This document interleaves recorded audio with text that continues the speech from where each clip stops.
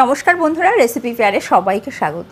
আমার আজকের রেসিপিটা কিন্তু একদম এক্সপেরিমেন্টাল একটা রেসিপি। আমি আলুগুলো যখন সেদ্ধ করেছি তখন আমি কিন্তু নিজেও জানি না যে আমি আজকে কী তৈরি করব।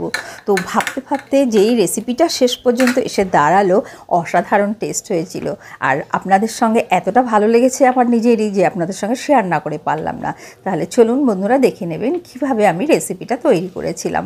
আলুগুলোকে আমি এইভাবে সব সেদ্ধ করে কেটে নিয়েছি। আর চন্দ্রমুখী আলু নিলে কিন্তু খুবই ভালো হবে। হালকা সেদ্ধ করে নিলাম, আর সেদ্ধ করার পরে এইভাবে একটু নুন মাখিয়ে কিছুক্ষণের জন্য রেখে দেব। তাহলে আলুর মধ্যে সম্পূর্ণটা ভেতরে নুন ঢুকে যাবে, কেননা এটা আমাদের খুব ঝটপটে একটা রান্না। এইবার পেঁয়াজ নিয়ে নিয়েছি। পেঁয়াজগুলোকে কেউ হাতেও একদম মিহি করে কুচাতে পারে, আমি আগেইভাবে একটু বড় করে কেটে নিয়েছি পেঁয়াজ। বেশ কতকগুলো রসুন, পেঁয়াজ রসুনের পরিমাণটা কিন্তু একটু বেশি হবে। লঙ্কা, ঝালটা যে যেরকম খাবে।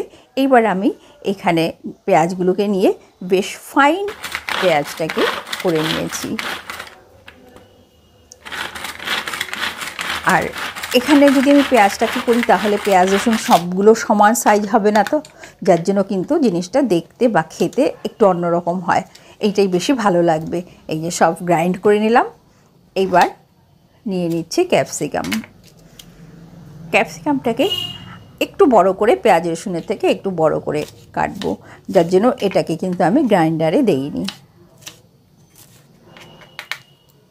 কেটে নিলাম ক্যাপসিকাম।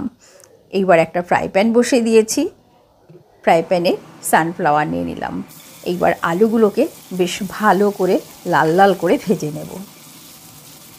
আর এটা সানফ্লাওয়ারে করলেই কিন্তু ভালো হবে। আর এই রেসিপিটা এটা রুটি, পরোটা এগুলোর সঙ্গে খেতে, কিন্তু পরোটার সঙ্গে খেতে অসাধারণ লেগেছিল। তাহলে আলুগুলো সব সুন্দর লাল করে ভেজে নিলাম। নিয়ে নিলাম আর একটু তেল।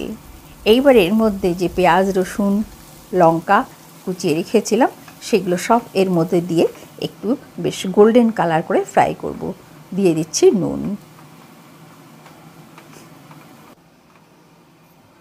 যখন বেশ ভাজাটা নরম হয়ে আসবে হালকা করে, তখন আমি ক্যাপসিকামটা দেবো। ক্যাপসিকাম কিন্তু একদম প্রথমে দেইনি, তাহলে ক্যাপসিকামের রঙটা নষ্ট হয়ে যাবে।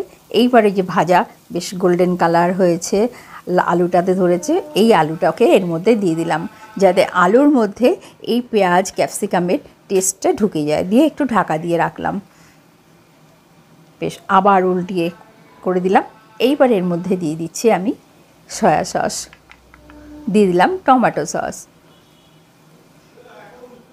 চিলি সস কিন্তু দেবো না, তাহলে রঙটা নষ্ট হয়ে যাবে। কারণ আমি লঙ্কা দিয়েছি, একটু গোলমরিচ দিয়েছি, আর এখানে দিচ্ছি চিলি ফ্লেক্স। চিলি ফ্লেক্সটা দিলে দেখতেও সুন্দর হবে, খেতেও ভালো লাগবে। এইবার ওপর থেকে দিয়ে দিচ্ছি সাদা তেল। এটা কিন্তু একটা অসাধারণ রেসিপি হয়েছে শেষ পর্যন্ত, আর খুব ঝটপট করে আমাদের রান্নাটা হয়ে যাবে। তাহলে বন্ধুরা, কেমন লাগলো জানাবেন, আর সঙ্গে থেকে সাবস্ক্রাইব করে আবার পরের ভিডিওর জন্য অপেক্ষা করবেন। দেখা হবে। সবাই ভালো থাকবেন। নমস্কার।